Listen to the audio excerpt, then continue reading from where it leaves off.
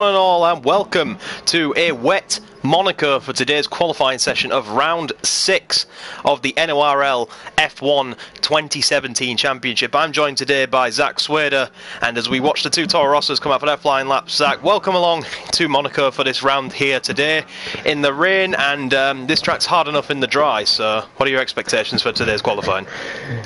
A very, very tricky qualifying session, Toby. I mean, it is Monaco, but, you know, it's hardly, like you said, it's very tricky in the dry, but it's going to be something else to see what these drivers can do in the rain today. And it's going to be interesting because we're going to see a lot of slippery cars out there, Toby. You know how wet this game can be sometimes. Yeah, and of course, rain on this game with the big wide tyres tends to give you more understeer than oversteer, but we say that, and we're watching Gareth Lennon on his outlap at the moment, and he's showing us just how slippery it is. We do have a yellow flag already somewhere in Sector 2. We're not sure who that is, but I'm sure we'll find that later on. But as the drivers get ready for their first laps, it is Maverick DC88 who won last time out after a very controversial finish. Which resulted in a lag. I think it was determined a lag spike caused him and Norfolk to collide in a really weird fashion. And no further action has been taken on that. It has been described as Gareth Lennon is really beginning to lose control of his car already. But it was described as a lag incident. No further action to be taken on that. Norfolk was heartbroken, and it was great for Maverick to get a win on such a fantastic last lap, Zach. Yeah, it was a very chaotic final lap in Catalonia. You know, that was a fantastic battle. Nonetheless, though, great sportsmanship for both of them, trying to leave as much room as, you know, they could possibly leave each other. We see Gareth Lennon really struggling now in the wet conditions. He's already back into the pits. He hit the wall at the Raskas section, Toby, so it looked like he's going to be having to change a front wing, it looks like. Yep, we are going on board though with a lap with Welsh Void for his first time lap of the session. He's carrying about 6 laps of fuel, which is a bit heavy, but in these conditions it can help settle the car a bit more. So he's coming around here now. I want to get tight on this, but the rain is really slipping him up. He's coming on the back of a Ferrari of Mika 98, who will want to get out the way fairly quickly, or he's going to impede Welsh Void's lap. And I would say he's impeding already, so this is not great if you're Welsh Void. This is a great instance of impeding we've got going on here. Still not getting out the way, and I think Welsh Void will be getting a little bit annoyed at this because on such a small circuit like Monaco, it's not ideal. But of course, Mika could be on a fast lap as well. We've got a yellow flag in sectors 1 and 2, so drivers are really starting to be tested already as Welsh Void almost breaks his car into pieces in the tunnel, Zach. Oh, contact. He hits Mika coming into the chicane, and that's going to be... yeah, there you go. Nope, race control 0 grid penalty, so that's...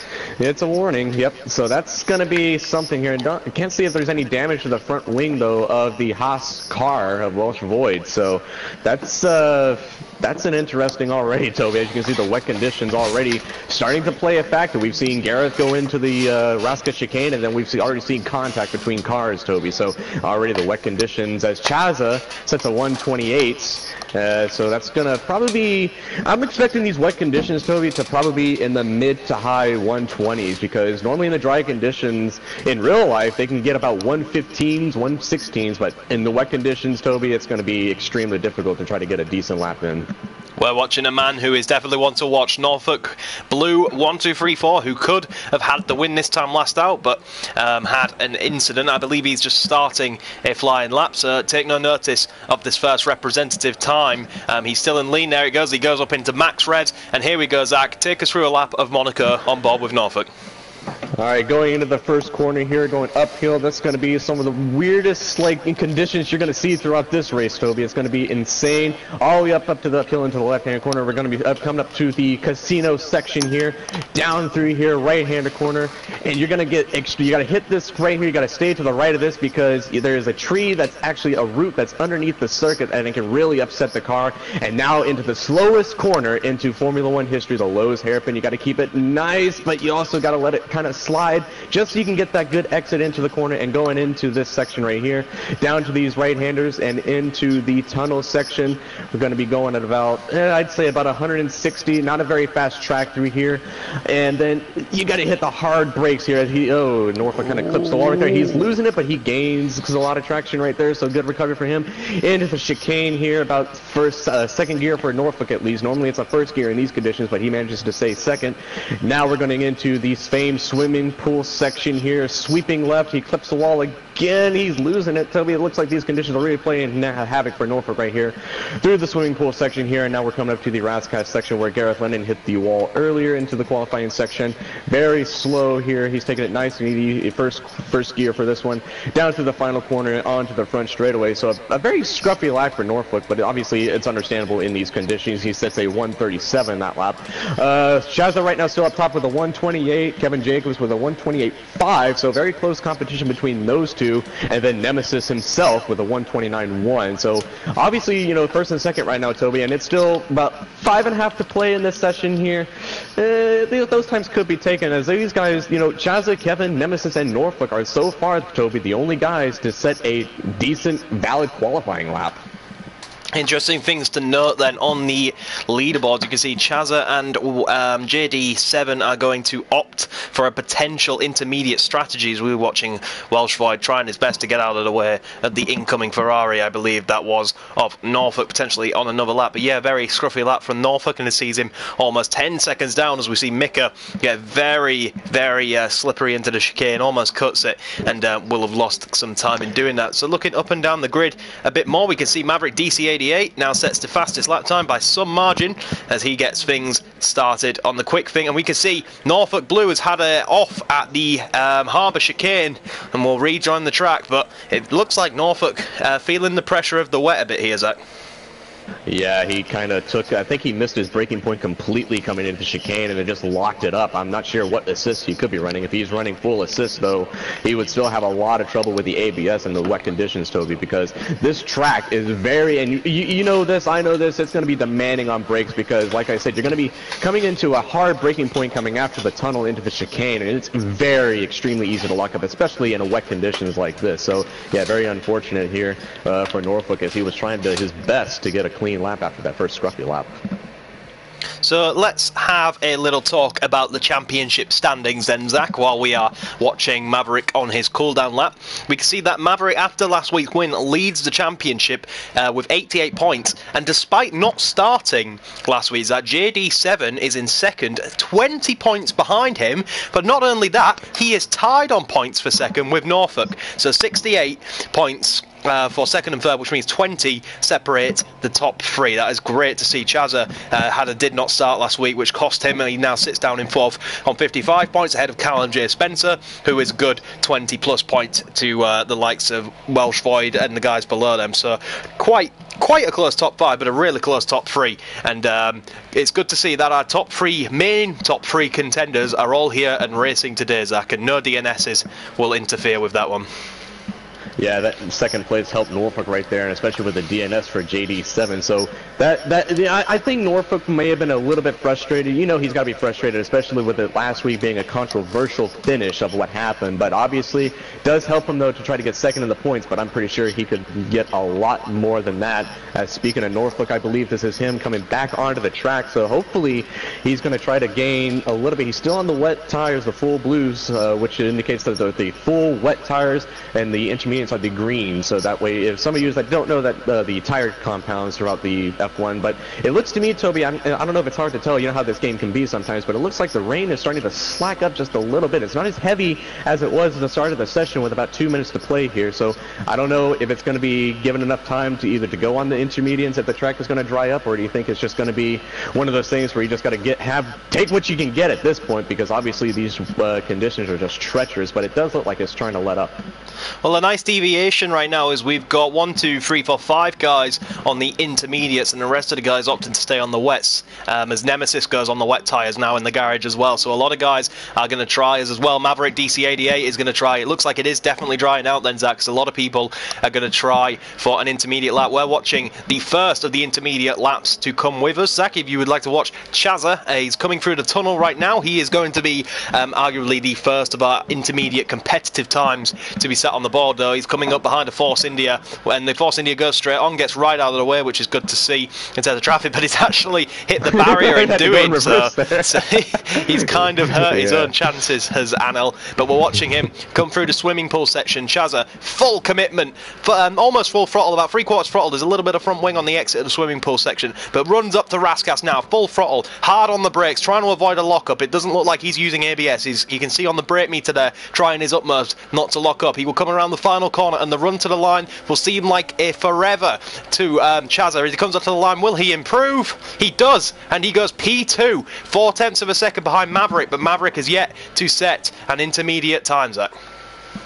Yeah, indeed, that's kind of, you know, insane how Maverick was able to set a 125.1 on full wets, but Chazza sets a 125.5 on intermediate. So that's a very interesting situation, how the tire compounds right there. And as you can see, I believe Gareth has finally set a lap time. He set a 128.4. So Gareth finally up on the boards. He's coming through the uphill bend, coming up to Casino now. A little bit slidey coming up into the Casino section here, so he's still struggling.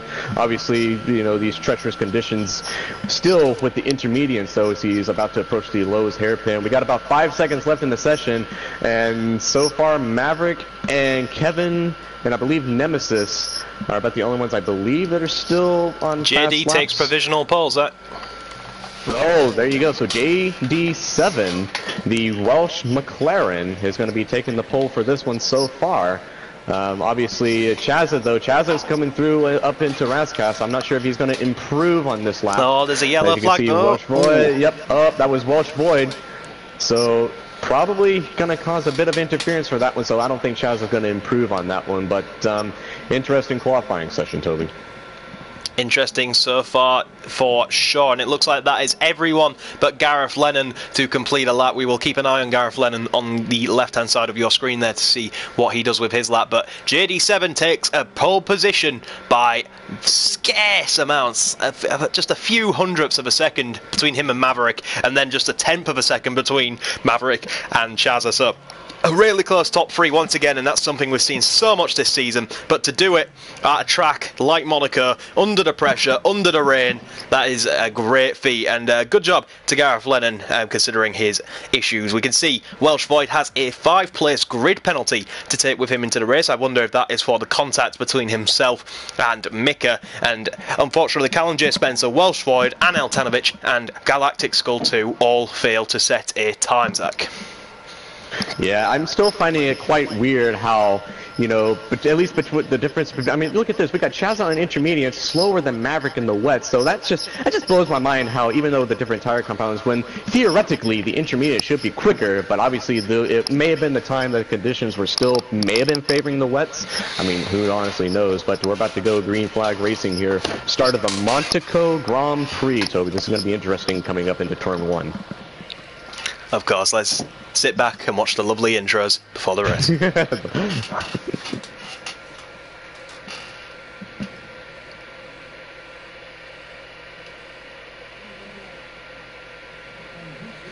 So, good afternoon everybody from Monte Carlo, the Circuit di Monaco, and we will be going green flag racing in dry conditions in just 30 seconds. Maverick DC88 will start on pole. He will not actually, he will start second, just behind JD7 and just behind Chaz. It's going to be interesting to see what the tyre strategies are as well, because of course with the rain hit qualifying, they can all choose whatever tyre they want, all brand new, and they can go racing with that stuff. But we are very close to getting to green flag racing, just 5 seconds until the guys are required to go to the grid, and then they will do their formation lap, Zach. So if there's anything you want to get out in the open, go ahead. Well, it is Monaco. And obviously the first corner is going to be probably one of the most chaotic corners in all of F1, because we've seen in years past everyone goes off into the runoff and just not like hitting their brakes or anything, or just everyone just chain reacts into it. But you know, it's obviously going to be interesting. You know, we see, you know, it's like you said, you're going to be one out front pretty much 9 times out of 10 when it comes to Monaco. Whoever gets pole is pretty much going to win this race. But stranger things have happened in Formula One, and normally it does. But JD7 looking to be in the most you know, optimal position right now, and I think Maverick and Chazza might have something for him, because you know, Maverick, you know, he's still trying to get up there. He's, you know, in our points lead, and he wants to try to keep everything he can to try to keep from JD and Norfolk to try to maintain that points lead so far. But yeah, I think it's going to be an interesting race, Toby.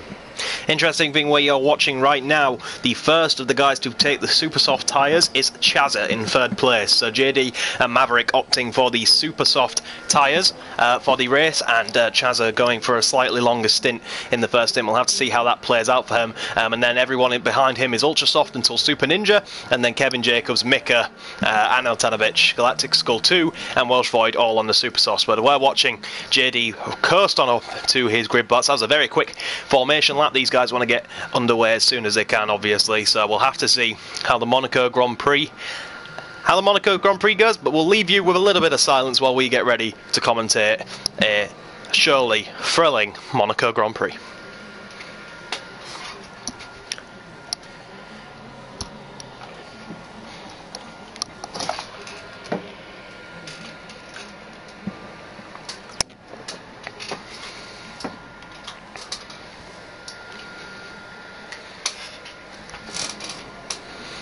So here we go then. We are getting ready for 5 red lights for the start of the Monaco Grand Prix.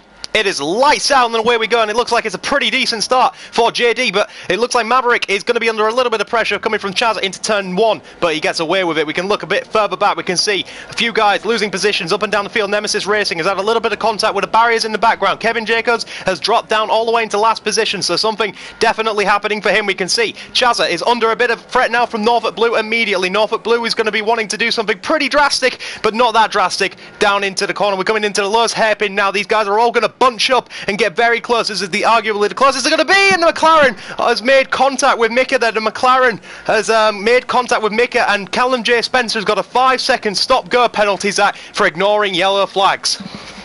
Yeah, there was a kind of craziness going on. I saw a Renault get like pushed up into the wall, or something happened. I saw carbon fiber shards just going absolutely all over the place after the first corner up into the uphill section of the Monaco. But interesting start though, as JD is starting to pull a little bit of a gap, I think, on Maverick right now. So obviously coming for the swimming pool section, he's going to be trying to get his lap and just try to go with it, because at this point right now, Toby, you're going to want to stay out front. But yeah, Colin J. Spencer, not sure what happened and how he ignored yellow flags, but obviously something to or you know, pretty much give him a penalty for ignoring yellow flags. And the first lap during that, all that chaos, Norfolk Blue has moved up into 3rd position ahead of Chazza, so that's going to interfere with his super soft plans, I'm sure. We have a couple guys in the pits already, the likes of Gareth Lennon in the pits and Super Ninja Skills, so it looks like front wing changes. Probably will watch Gareth Lennon's pit stop. Is it a front wing change? Yes, it is. So damage for Gareth Lennon on the first lap, and I think that's the same for Super Ninja Skills. We'll see who is going to be out of the pits, who's faster, Toro Rosso or Mercedes coming to the pits. A weird pit visual glitch. We see Gareth Lennon does get out ahead of Super Ninja Skills. JD leads there from Maverick, quite a comfortable gap. We can ride on board with Norfolk Blue, and we can just see the gap to Maverick is a little bit big for him to pursue at the moment, although he's on the super soft tyres. Chazza is not falling too far behind. Behind him is Ragnar being chased down with Callum J. Spencer having that 5-second time penalty, but it looks like Mika's had an accident. There's been a spin just before the tunnel. There's been an absolute, that's an awful place to have a spin, and Mika's gone all the way from about 5th place down to 12th place, and he's lost a good amount of his front wing, and he's surely going to have to pit. But absolute nightmare stuff for Mika. I didn't see how it happened, but he's as quite evidently trying to get back to the pits as quick as he can. Now Galactic Skull 2 has got a penalty for exceeding the track limit, Zach. Oh, wow, such an interesting issue right now for Mika. Again, not sure what happened, but obviously probably just Ragno has a 3-second time penalty for multiple warnings, so obviously he's had some bit of an issues, a bit of drivers through the mid to bottom part, as we see Mika obviously has to come in because he has like probably 0 front wing after that incident. But yeah, he probably just got on the throttle just a bit too early and just absolutely spun it.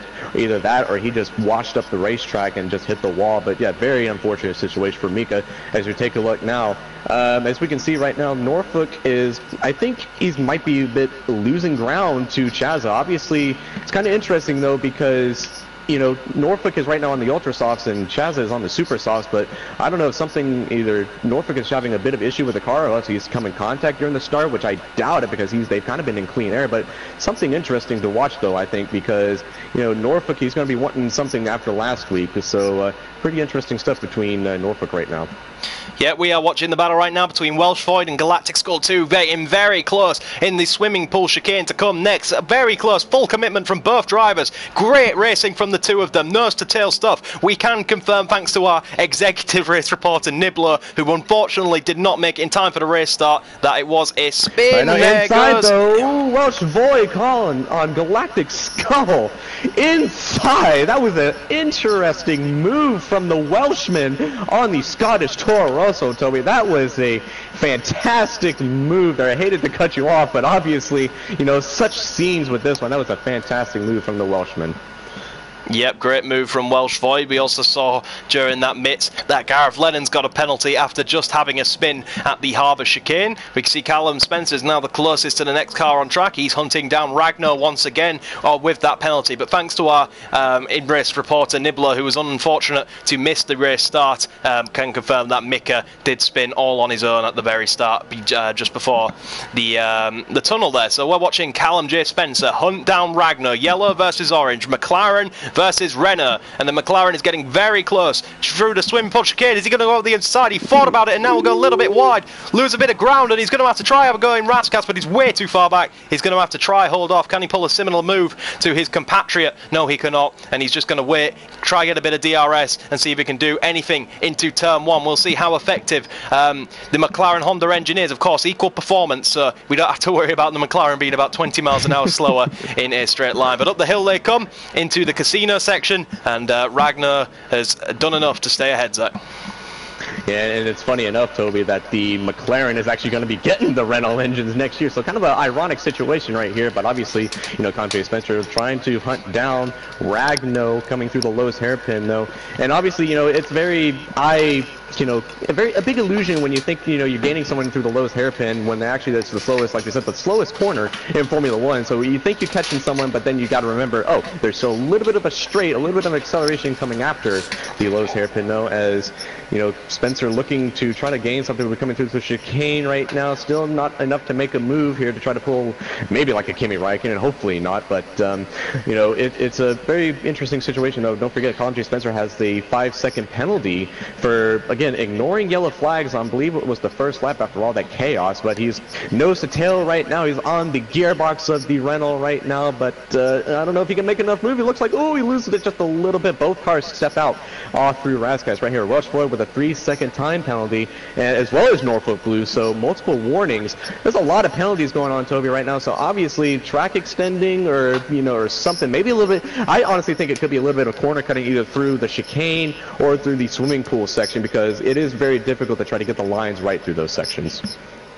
Of course, yeah, this is a track that is very unforgiving in both its corner cutting and its what's the word I'm looking for, and it's walls that do not let you track extend. We have Welsh Void in the pits for a new front wing. Unfortunately for him, he has lost it on that occasion during that lap. Unfortunately for him, we're still watching Callum J. Spencer then, just 0.8 of a second behind Ragnar, losing out a little bit through the hairpin, but will he gain much through the tunnel? He'll have to slipstream, but we'll see what he can do. But I think he's a bit too far back. He's gained by about 1/10 through the tunnel, but too far back to do anything with that. But we see, a bit of a lag spike from Callum J. Spencer there. That made things a little bit interesting, but we've seen the McLaren has been mighty through the swimming pool section, so we'll just have to ride on board and see how much time he can gain on Ragnar through that section. And again, it's quite a lot coming into this braking zone, which really sets him up. As he hits the wall, though, that's not going to help him in his endeavours, as it looks like Ragnar's gone a little bit wide. Another penalty for Galactic Skull too, and he's closer than he's ever been. Contact! Ooh, the Renault loose side by side going down the straightaway right now, as the Renault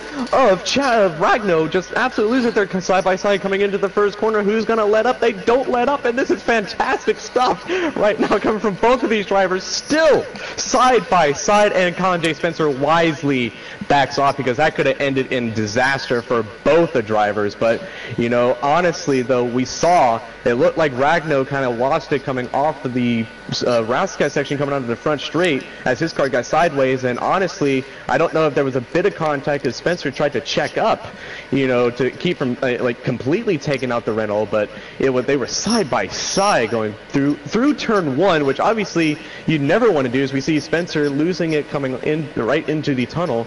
But interesting how both of them just went into the first corner, so we side by side. Damage to Callum J. Spencer's front wing, Zach. I just want to quickly put in there, you can see, look, the left-hand side is gone. Was that contact between himself and Ragnar that caused that? That is massive wing damage for Callum J. Spencer. And was that from his spin at the tunnel, or was that from Ragnar? Because it's really affecting him now. He's losing seconds hand over fist, and he gets a penalty for corner cutting just to go with it. Oh, that is an absolute nightmare as he comes into the pits, and that ends that battle. Very unfortunate situation from Colin J. Spencer. It was such an amazing battle between these two, and obviously Colin J. Spencer gets just the short end of the stick, unfortunately for sorry, him. Zach. We were just watching Gareth Lennon with Super Ninja Skills. They've just made massive contact, and now Super Ninja Skills has no front wing. Big contact between himself and Super Ninja Skills. Right into the wall. Right in the wall as he goes. That's like we've said, it's the hardest as he gets a penalty right there for obviously corner cutting, but he probably didn't have much of a choice. There's little downforce right now into the wall again, as it's showing right now. And that was, he just goes through the swimming pool. He's coming through, I don't think he's going to try to force anything, and I hope he doesn't force anything, especially with no front wing, so he has to come into the pits here. But, yeah, as interesting as enough as it's both up, must be some damage to Gareth, you know, as well. So, obviously, you know, bit of interesting race already here as we see the pit stop obviously changing the front wing on the Mercedes here. So, I don't know if he's going to be able to jump Gareth up out of the pits. We can see as the Mercedes of Super Ninja Skills is already released, and there's the Toro Rosso, so not enough, almost, but not enough to jump on the Toro Rosso. But wow, very interesting stuff already, Toby. It's so hard to keep up with, because now we must jump up to the battle for third, as Chazza is closing in Norfolk on the super soft tyres, so that's an interesting one. He's managed to pull him back in with the super soft tyres, a harder compound, so Norfolk struggling at the moment. We're just watching a little bit of, we've got a retirement from Super Ninja Skills. Is that damage, or is that just, I think that's just him quitting at the end of the day. He's had enough. But wow, we've lost our first driver. We've got a yellow flag in sectors 1 and 2. That may be from him retiring, of course. We're riding on board currently, though, with the likes of Chazza, who is going to be following Norfolk through the harbour chicane. We have our in-race spotter once again. Thank you, Nibbler, confirming that the wing damage was from the battles with Ragnar for Callum J. Spencer, so I'm sure I'll be taking Ragnar to the stewards on that one. I'm not sure what will be said about it, though. But Norfolk looking a little bit under pressure. Big lockup for Chazza, even bigger lockup for Norfolk ahead. We come through the final section. Now Gareth Lennon has retired as well, so I'm not sure if that's a crash or if that, we will check. And it looks like it's just a giving up at the end of the day. No damage to the car. But we go back to this battle with Chazza. He had a little bit of DRS, couldn't do anything through turn 1. And as things kind of settle down, we can watch this battle for third, Zach. And we've lost 2 drivers, and 1 driver has lost his chances of a good position here today. Yes, both drivers, obviously with, you know, collision between the both of them, it looks like, and it obviously set the toll for each one of them, as we saw, you know, so obviously some frustrations are going to be, but yeah, Colin Spencer, obviously he'll be, you know, it's interesting to know exactly, you know, what was going on between those two. I mean, we saw both of them at least, you know, like we said, go side by side through the front straightaway into turn 1 and still side by side up through the uphill section. But yeah, you know, obviously, you know, it's going to be interesting to see how, both drivers are going to be taken into the steward's office to see if anything comes as Super Ninja skills. Yep, he's pretty much just like, nope, I've had enough of this. I'm not even going to watch the rest of the race. As Mika gets another time penalty, obviously for multiple warnings, so probably more corner cutting here. But yeah, going through this Norfolk and Chazza battle, it's like I was saying earlier, it looked like Norfolk is struggling on the ultra soft, which is very unusual around this track because, you know, as many corners as there is and how tight this track is, you know, the ultra softs, you know, they are faster, Toby, but obviously they're going to wear out much quicker here, as, you know, just the amount of corners just going to put so much strain onto these tires, and we're almost halfway. You know, we haven't really seen any of these guys come in, I don't believe, to make any pit stops just yet. So obviously they're going to have to at some point, and I wonder if that's why Norfolk is actually struggling and losing time to Chazza. Well, we've done 11 laps. I'd be pretty shocked if the Ultrasoft couldn't do 11 laps. We got more yellow flags going on in Sector 2. It looks like guys going off a little bit, getting a bit... trying to get back on the track. We're still watching the battle between Chazza and Norfolk. Of course, Chazza is still putting the pressure on Norfolk. Norfolk's still struggling. We get a lovely helicopter shot on the run up to the swimming pool section, and we can just see how much Chazza is closing in the gap, especially on traction right now. So maybe it's the driving style of Norfolk is really upsetting the heat of them tyres, and he's just getting some overheating at the moment. We can come into Raskas once again and see these guys nose to tail almost. So Chazza, and there it is, Norfolk is going to dive off into the pit lanes, and he's going to be the first of our top three to get into the pits and get some super softs on and a front wing change. So that might have had something to do with it. Norfolk going for a front wing change obviously feels he's losing too much aerodynamics to continue with that. And oh, we can see Galactic Skull 2's had an off and has to let Callum J. Spencer through without getting in the way, and we're watching the battle between Anil Tanovic, yep, and Welsh Void. That almost got very close. That was almost Sergio Perez versus Kimi Raikkonen a few years ago at this very track, and wow, that got very close very fast. Yeah, I was watching them as you were talking about the battle, and right as Norfolk went into the pits, I was watching these two, and these guys were nose to tail coming onto the front straightaway, and obviously Anil Tanovic was actually gaining a little bit, but obviously these guys caught, you know, Welsh Void caught right back up to him coming into the chicane after the tunnel, and so obviously, you know, something, you know, he got the pace, and he just, obviously a lot of contact right there. So I don't know if that's probably just a little bit of the game just lagging if you hit the wall right there, but obviously, yeah, that was interesting though to see those, and I believe, yep, Anil Tanovic looks like there looks a bit I don't know if that was a front wing or something they just drove by, so obviously got to watch out for that, or obviously get a puncture as we come up to the Lowe's hairpin. No, it looks like Welsh Void has gained a lot of time on Anil Tanovic, so I don't know if he's going to try the same move on Tanovic right now. It's going to be, you know, I don't know if I would try that again, Toby, if I was Welsh right now, because obviously that almost ended in tears. I would try to see where else he's slow and try to take advantage of that, but we'll see if he makes a move. Welsh Void could be, is he smart enough? He goes up, he's going to do it again, and he messes himself up. Like I said, I wouldn't have made that choice if it was me being Welsh Void. I wouldn't have tried that again, because if it didn't work the first time, it obviously probably won't work the next time, and it shows right there, Toby.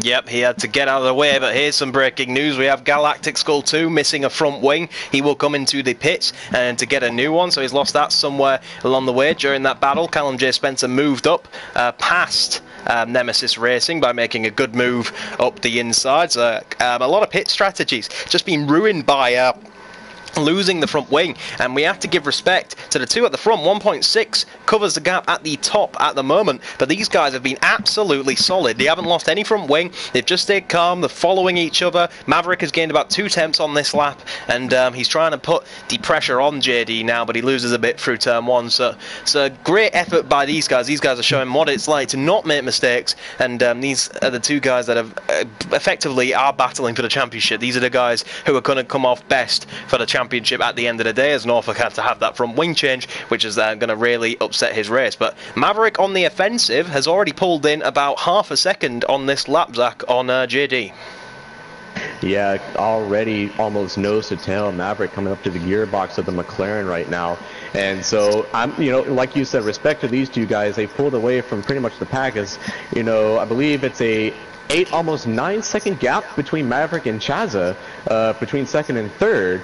And so they've obviously pulled back, and if these guys don't come into the pits right now, Maverick is going to have DRS advantage if the gap stays right here, because again, we have to be 1 second to get that DRS advantage right now. And so obviously Maverick, I don't know if he'll want to try to push anything, because these two still have yet to make a pit stop right now. And so obviously, as it looks like a big lockup from JD just a little bit right there, so he's obviously not running ABS. It looked like there was smoke coming from it, but here we go. Maverick got DRS right now, so we're going to see if he can be able to gain just a little bit. Obviously not enough time with these small Monaco straightaways. You can't really get that much DRS as you could say Russia and the big long straightaway at China. So you're going to have to make as much move and time as you can through the corners, Toby, because these straightaways, they're not really that long to get the much DRS advantage, as Galactic Skull 2 gets another 3-second time penalty. So penalties are going to be pretty heavy today, Toby. It's just to see just what's going down with this track. Yeah, we got a few things to update you on during Zach's talking there. We've had Norfolk Blue lost his wing and had to make another pit stop. He's now behind Anel Tanovic. Speaking of Anel Tanovic, he made a mistake and allowed Welsh Void to get past him, and now them guys are battling back there. But it's really tough to decide who to keep our eye on, because there's now just 0.6 of a second separating the lead. But it looks like Norfolk is very close to making a move on Anel Tanovic, so we'll stick with this one for now. Norfolk on the super sauce, Anel on the sauce. A lot of compound difference. I can tell you from experience from racing in some rounds of this season myself, the sauce are a lot slower than the super sauce, so the traction is really going to be in favour of Norfolk as they come on the exit of the final corner. Norfolk, looks like there is stuff going on in the lead. JD does pit. Yep, JD pulls into the pits, and so this is going to be the first round of pit stops for these two guys here. Maverick looks like he's going to stay out for one more lap, and it looks like what's happening with you, Toby? What's going on? Very hairy for 6th. We have a 4-car train for 6th right now, Zach, and Norfolk very nearly just hit the back of Anel Tanovic and will now try to make a move, starting at the hairpin. Wasn't able to do it. Is he going to be able to get anything off the tunnel? I think he's going to have a great opportunity to make a move on Anel Tanovic in the tunnel. Anel Tanovic will defend all he can, but it looks like this is going to be Norfolk's. Is he going to throw it down the inside? Yes, he is, but he gets outbroken by Anel Tanovic and he hits the wall. He goes around. He is around, and that is another disaster for the championship contender. And such a small mistake having such a giant effect, and has effectively neutralised that battle. But another battle going on immediately is Welsh Void versus Nemesis Racing, still going strong for 6th position. Welsh Void will have DRS on Nemesis. Will he be able to outbrake him into turn 1? He might get the move done before turn 1. A little bit of a swerve by the guys, but good exchange by those guys, and Welsh Void up into 6th place. And next up is Anel Tanovic versus Nemesis Racing, unless Nemesis can do anything on the return. But we're going to turn our attention to the pit stop of Maverick, because Maverick is responding to JD here. So who's going to get the best? Is JD going to get the undercut, or is Maverick going to get the overcut? Because I think JD came out in a little bit of traffic. We'll have to see. We have Maverick just exiting the pits now, JD just coming up to the pit exit now, and it looks like JD has got it pretty safely, but Maverick needed to do that to avoid losing too much time to the leader on that occasion. But I will hand it back to you, because Anel Tanovic has now made the move on Nemesis Online Racing, and is driving off into the sunset, chasing down Welsh Void. Yeah, so it looks like probably Nemesis probably clipped the wall or something. I wasn't watching the battle, but he's lost a lot of time to Anel Tanovic. And so, yeah, Anel Tanovic on a mission right now. He's, gaining through the ground. He's actually been probably one of the biggest movers right now, Toby, besides Convey Spencer, who still has some time penalties. So Anel Tanovic has, from the looks of things, has gained 5 positions. Spencer has gained 7. And I believe Welsh Void has actually gained 8, so some pretty big moves from the back end. We have another front wing missing on the Toro Rosso of Galactic Skull 2, Zach. He's lost it again and was very lucky to not lose a wheel in that exchange. So nightmare stuff for Toro Rosso. They've had 1 DNF and now they've had a car that's gone about through 3 front wings and almost lost it all there. But nightmare stuff for Colin, aka Galactic Skull 2. So on a brighter note, we can have a look around. The gap is about 2.7 seconds to the net leaders. Chaz are yet to pit on the Supersoft strategy. He also gets a time penalty for speeding in the pit lane. We should mention as well that Ragnar also got a penalty during his pit stop for speeding in the pit lane, which was a 5-second time penalty. Our in-race reporter, Nibbler, welcome along, Nibbler. Thank you very much for the information on things we swap. Thinks, Zach, that Ragnar has some damage to his front wing. So we're going to take a look on the camera here, and I think you can just see on the left end plate there is a chunk missing. It looks only minor, and on the colour chart it would be about a yellow, so I think he'll be able to put up with it until his next stop, if he opts to do another stop. But we can expect Ragnar to lose some time in that affair as he grazes the wall, coming down into the infamous corner, and now the Lowe's hairpin. Yeah, so he kind of clipped the wall right there. So obviously, you know, around this, you're going to have around Monaco, if you got just a little bit of front wing damage, it's kind of shown. You know, we've seen the guys, you know, what happens when they don't really have a wing and they just go completely off. But you're still going to affect, especially with these, you know, these 2017 cars, Toby. You know, these things have massive downforce with the bigger wings, the wider tires. You know, there's so much. As fastest lap goes to Norfolk Blue right now with a 1:13.4. So he's responding to try to see if he can just try to get anything out of this race, because he's had so many problems. He's had 1 or 2 front wing changes. He obviously clipped the wall coming into the chicane, trying to make the overtake on the Force India. So he's trying to gain as much as he can out of this one to try to get something going here. But yeah, it's a very, very interesting situation, but tough break for, you know, obviously for Norfolk Blue. He had such a tremendous race going on, and then the race just, you know, pretty much came to bite him. That Monaco effect, as I like to call it. So we can see that Welsh Void is coming up on some traffic, and I believe that is in his pursuit of another car. Is that Mika chasing down? Okay, so Mika is chasing down Galactic Skull 2, and he's now had to get out of the way to let Welsh Void through, who actually got a penalty in going through there for cutting turn 1. But the battle for 11th right now is Mika is hunting down Galactic Skull 2 as he's in the wall again, but gets away with no damage. Simulation damage, and that could have been lights out for Colin McAllister. That was very, very, very, very close, and I'm actually quite surprised he got away off as lightly as he did, as Norfolk says another fastest lap, a man on a mission, as Galactic Skull 2 then now lets Welsh Void through, which means Mika has his opportunity. We've got some more information to bring you that Ragnar has picked up some more damage to that front wing. So is this going to have to force a pit stop for Ragnar? We'll watch him through Raskas and see if he has to pit, or is he going to be able to continue it on? He's going to continue on. Decides to stay out. There is a yellow flag. Sorry, there was just a brief yellow flag, but it was Mika. Mika went off at the harbour chicane. Mika went off at the harbour chicane. Yeah, it's fine. So it's kind of weird how, you know, Ragnar right now is going to get another. Up there we go. Galactic Skull 2. He's out. He's in the wall. His tyre is sitting on top of his car. He is out. He has crashed the car at Raskas, and Mika will go through. Mika picked up heavy damage in the harbour chicane as well, but that is going to be yellow flags and lights out for Galactic Skull 2, aka Colin McAllister. Could that be a safety car? Because I believe the safety car has been re-enabled. I would imagine, because that's an interesting. If this was real life, Toby, this would be a safety car. But obviously, this isn't real life. This is an F1 video game, and so far, no safety car so far.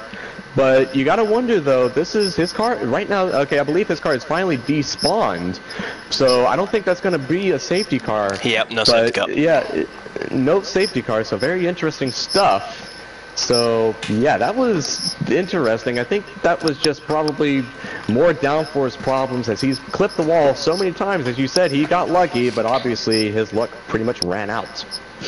Yeah, when you're heading down there, if you're coming too hot, you run out of luck and out of talent very, very quickly. If that was a safety car, which unfortunately wasn't, that could have spiced up the race for sure. It would have been really, really cool to have that going on, but unfortunately he ran out of that. If a safety car did come out, it would have benefited this man, Chazza, very, very much so on his road to glory, and it really would have helped him, and I think he would have been praying for a safety car in the nicest possible way, but unfortunately that is not the case. Mika will now pit then. Mika comes into the pit, and I believe that will be for a change of front wing and some nice fresh super soft tyres, as he hit the wall when he went off at the harbour chicane. So I think he turned in just a bit too early, into the harbour chicane, clipped the wall and lost his front wing, but he'll be happy that he got away with that because his rival did not. Callum J. Spencer picks himself another penalty up for the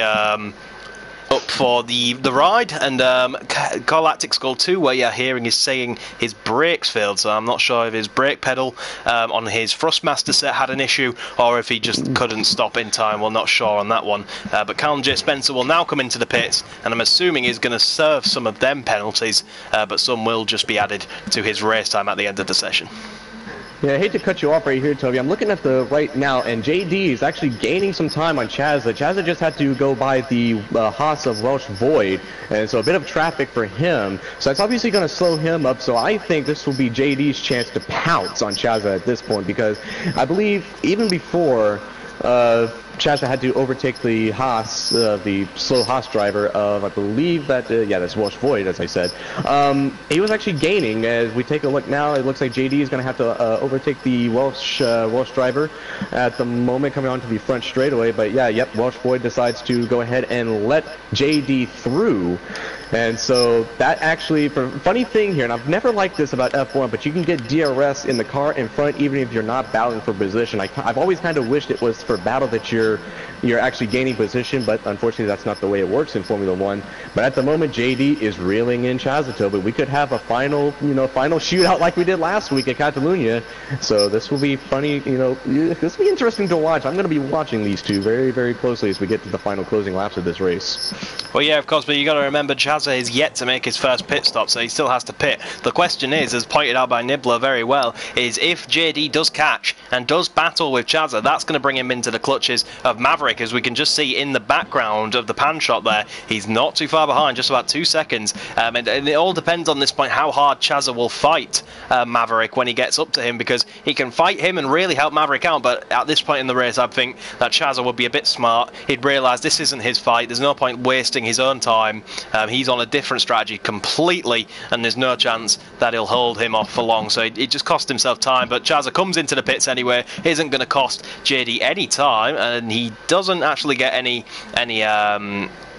DRS. I thought he would, but he didn't. JD looking like, we can see if you go on full telemetry mode, in some corners we've noticed he's doing some fuel saving. He's alright for now. He's got 0.7 seconds, 0.7 laps worth of fuel, but you can see, look, bleeding lean again through the casino, so he's using a lot of fuel compared to Maverick, who's been running standard the whole time and still has about a lap worth of spare fuel. So another interesting variation is JD is obviously smashing through the gears a lot more to get this extra pace, but in doing that he's using a lot more fuel, and as a result you can see through the corners he's having to go into lean, and then when he gets on the straight he can bump it back up into standard, which will be helping Maverick in terms of comparative accelerations. Yeah, it's very interesting to know that these V6 turbocharged engines, they don't exactly very like to be high revved. It really wastes a lot of fuel compared to the V8s and V10s of the previous era, because those things revved up, like we know, for 20,000 revs. These things only get about 14 to 15,000 high revs, and they really eat through the gas. To be V6s, but the turbochargers, Toby, that's actually what keeps these fuel things going, is because the turbochargers, eat a lot of fuel. And so it's, I find it how JD is actually high revving. He's in rich at the moment, as we can look on the telemetry right now as he flips it back into standard. He's in rich and flipping it through to standard, and like you said, Maverick hasn't really, he's actually now in rich, so he's really conserving his fuel right now. So I think he's thinking at this point JD's got to be fuel saving. I think he's going to be making a final last lap dash, as JD was probably going to be wasting a lot more fuel come the end of this race. So I think that's going to be the situation if you're Maverick at this point.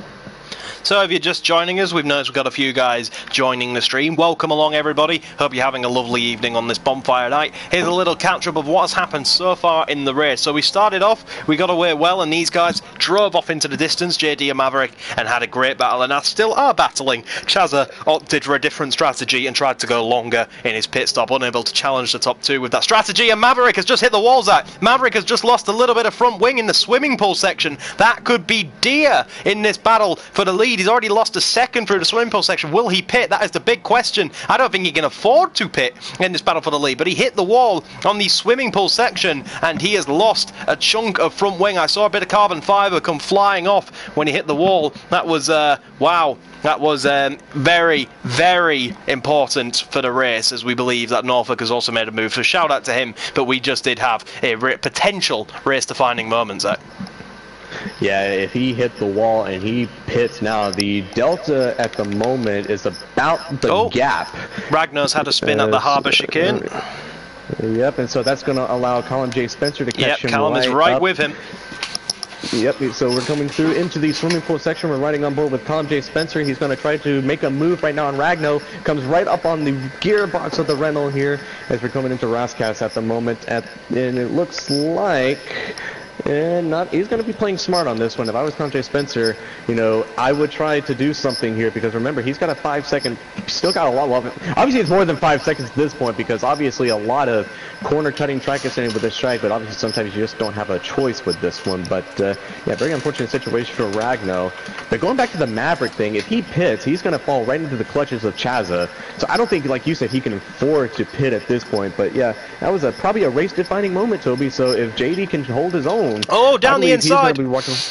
Sorry, Zach. Callum J. Spencer's just gone down the inside of Ragnar, sized up the move, a treat, and moves up to 4th position. That was a great move from Callum J. Spencer. I'll hand that back to you, but that needed commentary. That was a great dive bomb by Callum J. Spencer. Yeah, a lot of action today, Toby. So again, you know, we don't know who to keep up with. We have the battle going up for first, which probably has already been defined with Maverick clipping the wall, you know, going in through the section here. And Ragno gets another time penalty. So time penalties galore, as we've said. It's been the story today, as we see Callum J. Spencer is just going to ride off into the sunset now. He's going to try to gain as much time.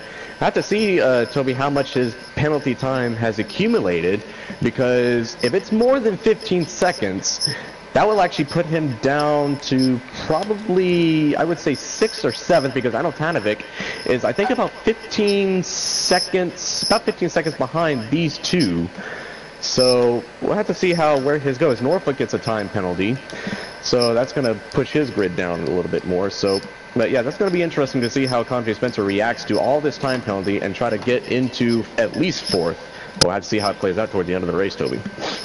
Yep, so it looks currently like JD will take the crown jewel of the Monaco Grand Prix currently if Maverick does have that wing damage. We actually can look at him with the camera and it doesn't look visible, but there was definitely a chunk of carbon fibre somewhere coming off the end of his wing, so definitely something came off. But looking at it on the camera, it doesn't look that bad, but you can see he lost about 1.5 seconds after that, and he's not been able to put the pressure on JD ever since. I think that there was definitely some form of damage. Anil Tanovic is about to be lapped by JD, so he'll be hoping that he gets out of the way pretty quickly. And it's pretty interesting to try see the gats. The gats are actually quite spread out now, as we've had a lot of action during this race, but it's starting to get down to the cooling down phase, as we have about just under 10 laps or so in the race remaining. So these guys all cooling down a bit. Your closest gap is probably the battle for 4th position between Callum J. Spencer and Ragnar, but I think Callum is forever extending that gap, just getting out of there after getting the move done, sending it up the inside. We have Mika in the pits once again. His race is pretty much over and was pretty affected by his early on spin and then having a spin later on in the race. We've had some DNS. You can see we've had 3 DNS, Super Ninja Skills, GL8991, Galactic Skull 2. I'm sure all of them will be very disappointed with how the day went. But like we were saying, if you're just joining us, of course we did have those DNS. Super Ninja Skills and Gareth Lennon picked up damage after coming together, and we will try our best to find out what happened. Ragno is into the walls, Toby, so it's actually in front of the, just coming to the tunnel section, so that's actually going to help Spencer just a little bit. I don't know what happened. It looked like he probably lost it again. You know, another driver, we've had incidents happen right in front of the tunnel. That's at least the 2nd or 3rd incident we've had. He's got no front wing as well, is that? Yep, no front wing as well for the Renault of Ragno, so, yep, that's exactly going to hurt him. That's going to help Norfolk, I believe, too, let's see, where is Norfolk on the track? He's P7. Anil Tanovic is the next car behind Ragnar. Yeah, Norfolk is coming through the swimming pool section now, so obviously Anil is actually going to have to pit as we see Maverick. Ragnar stayed out, Zach. Sorry to interrupt, but Ragnar has stayed out with no front wing. What? That's a very question. What is? I wonder what he's thinking right now, because you obviously have no front wing, so I don't know exactly, you know, what the issue could be. I mean, that's very interesting, but honestly.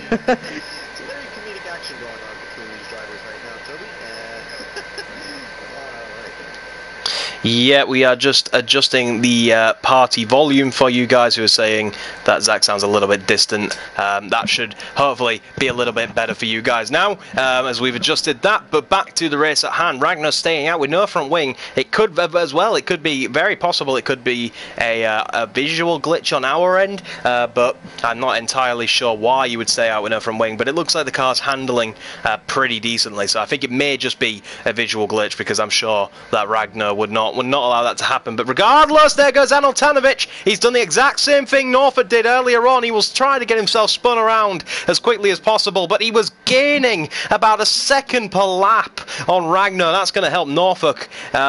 Incredible stuff going on there. He was really gaining on the likes of Ragnar, and that will give Ragnar the room he needs to breathe. But unfortunately, he's got someone else to deal with. Mr.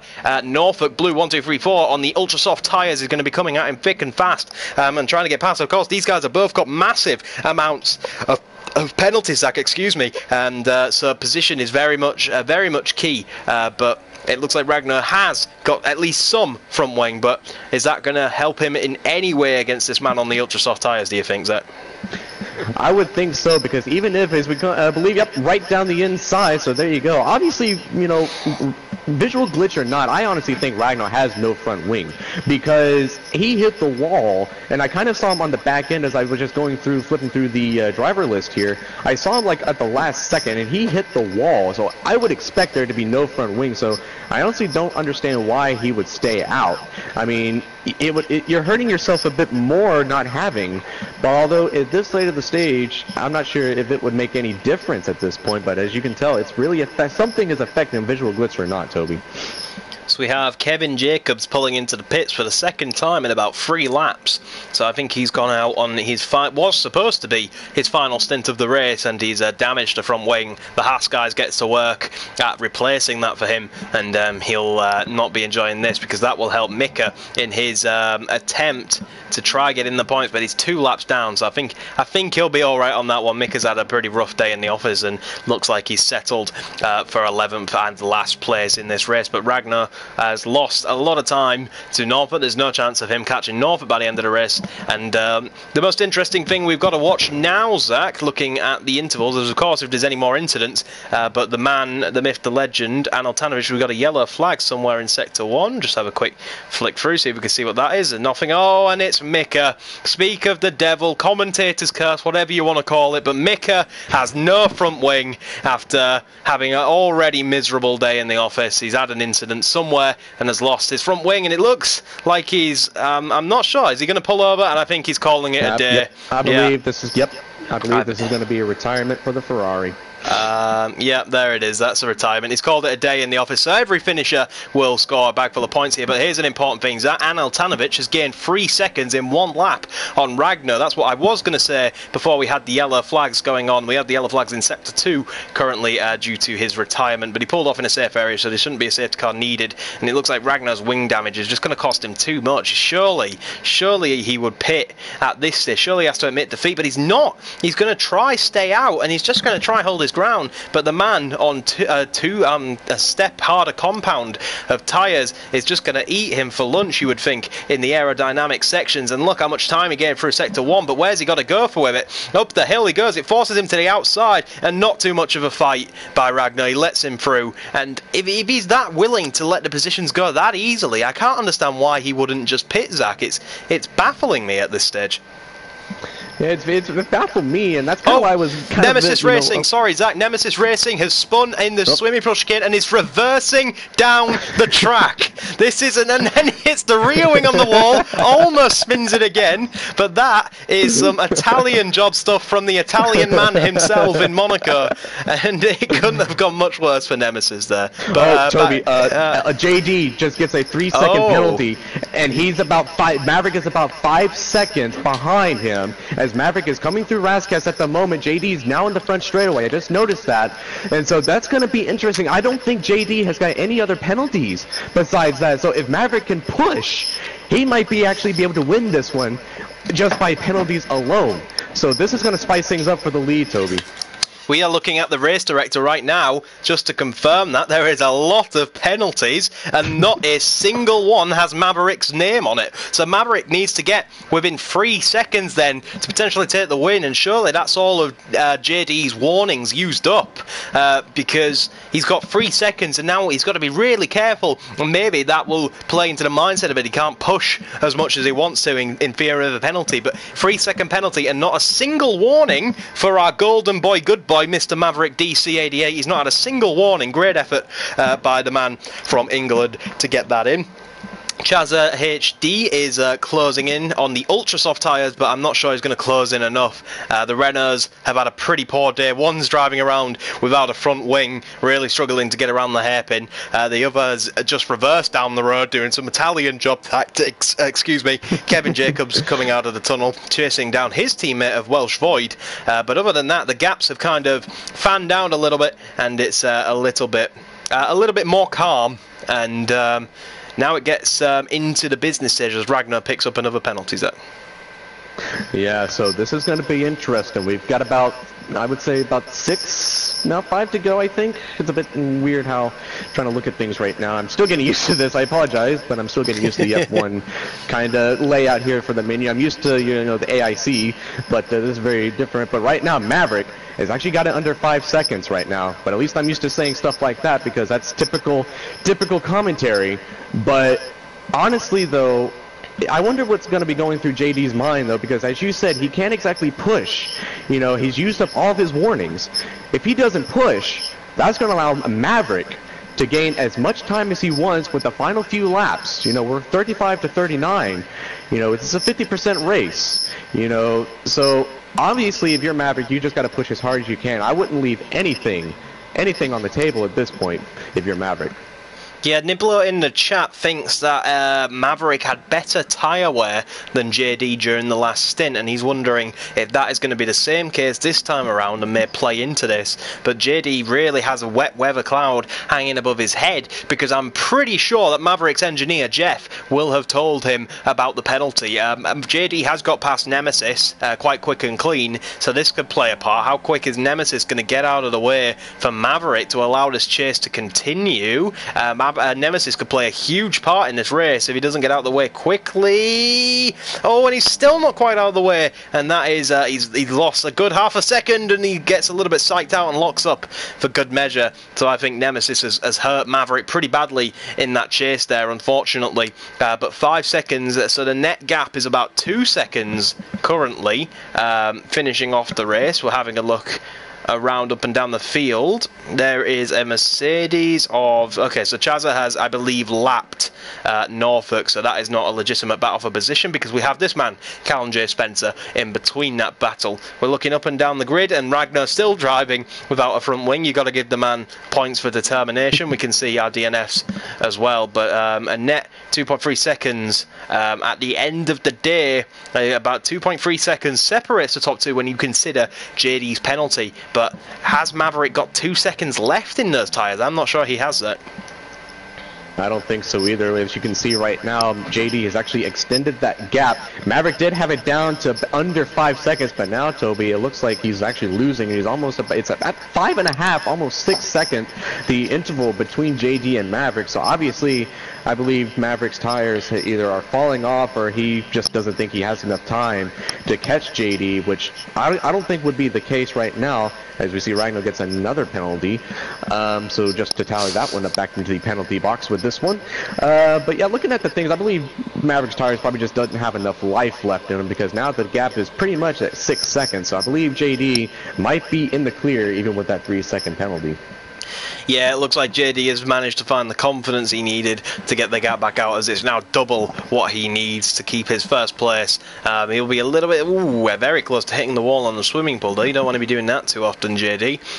Locking up the tyres, really going for it on the final 2 laps as JD will start the penultimate lap of the race next time around. We can see Chazza has pulled in about 3 seconds on Maverick during all of this, but again, Nemesis a little bit reluctant to get out of the way and will hurt him and lose him a 1.5 seconds. Callum J. Spencer's in a little bit of a no man's land ahead of Norfolk Blue, who is all the way back down at Raskas. And then we can see Anil Tanovic is being hunted down by a lapped car of Kevin Jacobs. So this is an interesting one. Is Kevin Jacobs going to unlap himself here?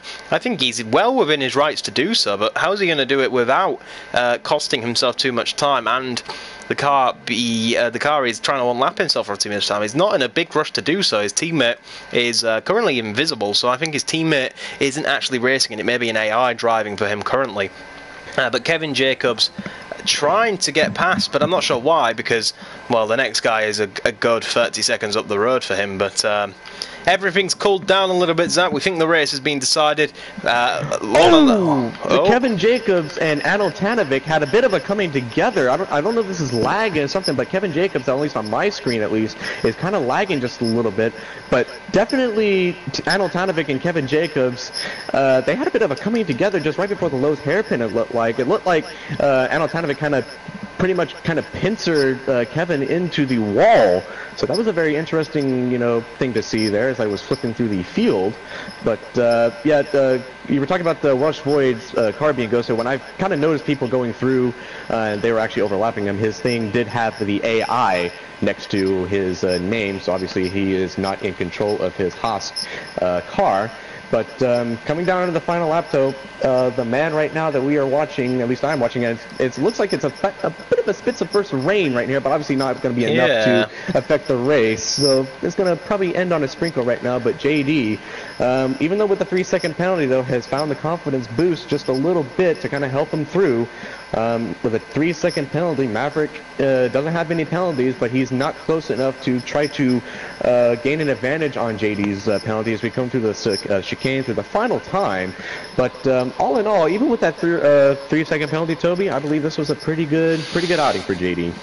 Yep, great outing for the man himself. You can see Callum J. Spencer and Norfolk Blue both took a pit stop and then attempt to get a fastest lap on the final lap of the race. Nothing to lose. They both have massive gaps to the guy behind. But we're watching the man JD, who had a DNS this time out last week, will come around Raskas for the final time and will come up to the line and will take the victory here in Monaco. He will take the crown jewel of the season. Great win for JD, and he will slice the lead to Maverick by a good amount of points. But not enough to take the championship lead. Unfortunately for him, a bad day in the office for Red Bull, considering they only have one car and the McLarens had a great day, who is who they are battling at the moment. Bad day again for the likes of Toro Rosso, Renault and those guys, but great day for this man, JD7. He put it all together, and when the heat was on, he had something to respond with.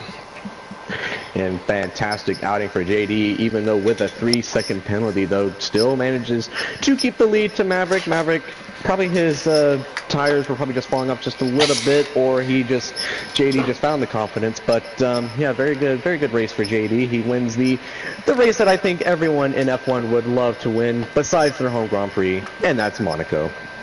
Yep, at the end of the day, it was decided by Maverick losing a little bit of his front wing, amongst other factors. He drove a great race. He did get a penalty, which Maverick did not, so you got to give that to Maverick as well. But just to round it off at the end of the day as well, Ragnar got a 10-second time penalty on the final lap of the race, and he's really been noting those ones up. I'm not sure how many penalties he's got. We'll have to check, but he's got to be well over a minute in terms of penalties. But great drive for JD. Great stuff. We'll quickly run you through what the Drivers' Championship, what we think that will look like You will have to stay tuned on the Nemesis Online Racing Twitter feed to find out all the official stuff. We can see the lovely podium going on here for the Welshman.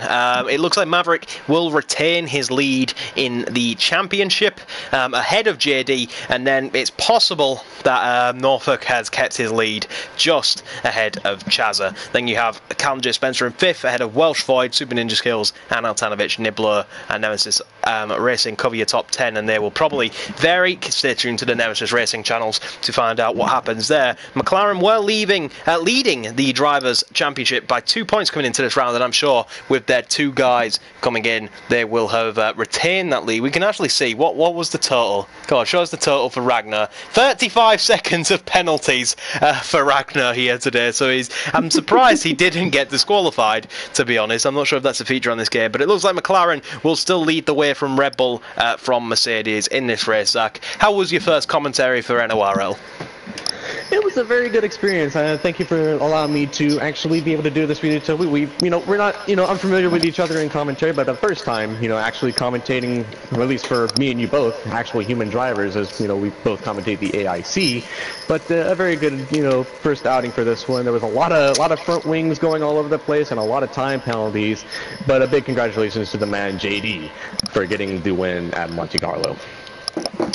That is all for this round, guys. Join us next time for round 7 of the championship, live at 8:30 p.m. British time. It's been great commentating Monaco for you, and until next time, goodbye.